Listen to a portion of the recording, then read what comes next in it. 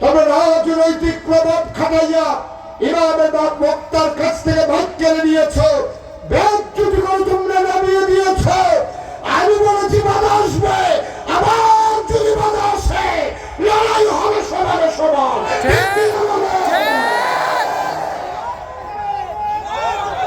আল্লাহু আকবার, আল্লাহু আকবার।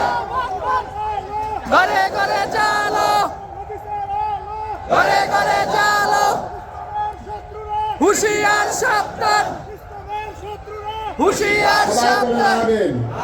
জোরে বলেন আমিন।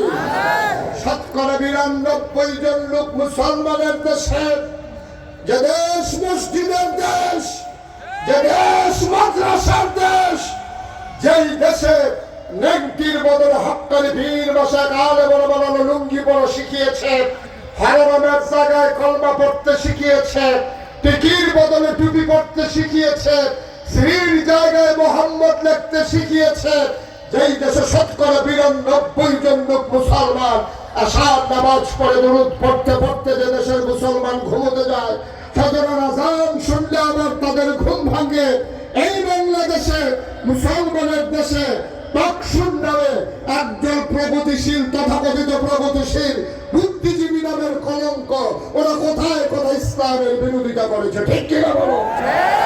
আমি বলেছি ঢাকা রাজধানীতে শীততাপ নিয়ন্ত্রিত কক্ষে বসে পুলিশ পাহারায় ইসলামের বিরোধিতা করা সহজ, বাংলাদেশ দেশের জমিনে সরানো পিঠের চামড়া নিয়ে ঢাকা দেওয়া যাবে না।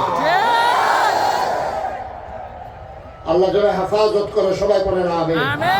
বন্ধুগণ, নবীকে থাকতে দেওয়া হলো না মক্কায়, তিনি চলে গেলেন। মুসলমান মক্কা ছেড়ে নবী চলে গেলেন মদিনায়, নবীকে মক্কায় থাকতে দেওয়া হলো না। যেই নবী হেঁটে গেলেন, মাথার উপরে মেঘের ছায়া, মেঘমালা ছায়া দিয়ে যায়। যেই নবী পাথরের উপর দিয়ে হেঁটে গেলে নবীর কদমের সম্মানে পাথর তোলার মতো নরম হয়ে যায়। এই নবীজি মক্কায় থাকতে পারলেন না, চলে যাওয়া লাগলো মদিনায়। মুসলমান মক্কায় কিছু মুসলমান ছিল যারা নবীর এক নজর না দেখলে পাগল হয়ে যেত। মায়েরা আমার, বোনেরা আমার, গভীর মনোযোগ। আল্লাহর নবী চলে গেলেন রাতের আধারে, নবীর সাহাবারা চলে গেলেন নবীর বাড়িতে সকালবেলা, গিয়া দেখে নবী নাই। নবী গেল কই, নবী গেল কই? সবাই বলে আমরা জানি না কোথায় গিয়েছে। আন্দাজ করেছে সাহাবারা নবী বোধহয় মদিনায় চলে গেছে। একজন আল্লাহর মাকবুল বান্দা, পেয়ারা বান্দা, নবীর একজন আদরের সাহাবা, নাম ছিল আব্দুর রহমান ইবনে আউফ। তিনি নবীর বাড়িতে গেলেন, গিয়ে দেখেন নবী নাই।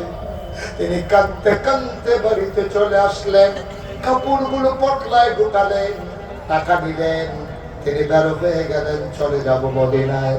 রাস্তার ভিতরে সীমান্ত চৌকি বসানো হলো, পাহারা দিচ্ছে কাফেরেরা, কেউ যেন মক্কার মানুষ মদিনায় যেতে না পারে। আব্দুর রহমানকে ধরে ফেললেন, নিয়ে আসলেন দারুন নাদওয়ায়। তৎকালীন সংসদ, তার নাম ছিল দারুন নাদওয়া। মেম্বার অফ পার্লামেন্ট যারা, ওরা ছিল আবু জেহেল, আবু লাহাব, উতবা, সাইবা, মুগীরা। ওরা বলল, হে আব্দুর রহমান, তুমি তো ভদ্র মানুষ, তুমি ফ্যাশনেবল মানুষ, তুমি সুন্দর মানুষ, একটা পাঞ্জাবি একবারের বেশি 2 বার গায়ে দাও না, তুমি দামি পারফিউম ব্যবহার করো, হেঁটে গেলে মানুষ বুঝে আব্দুর রহমান যায়। কোথায় যাচ্ছ তুমি লুকিয়ে? আব্দুর রহমান চোখের পানি ছেড়ে দিলেন, ডাক দেয়া কয়, ভাইরা আমার আটকে রাইখো না, বাড়ির জায়গায় বাড়ি রইল, ঘরের জায়গায় ঘর রইল।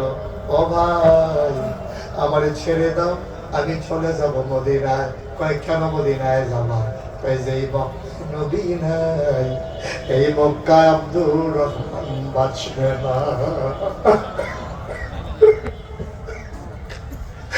আমি যদি নবীর না দেখি আমি বাঁচবো না, আমারে বাধা দিও না, আমার সব রেখে দাও, আমারে মদিনায় যেতে দাও।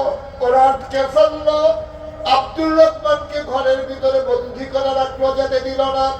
শেষ রাত, সব ঘুমিয়ে পড়েছে। গবাদি কুকুরগুলো নিরাপদ আশ্রয়ে